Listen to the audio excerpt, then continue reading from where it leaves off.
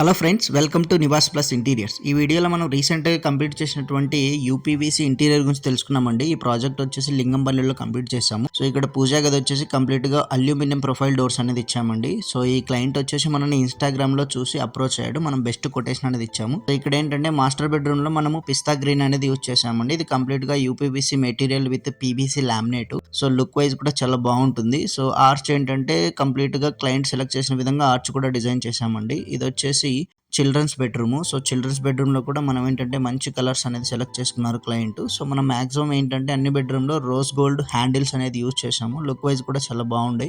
And arch కూడా చాలా బాగుందండి చూడడానికి, లుక్ వైజ్ అండ్ సింపుల్ గా కూడా ఉంది.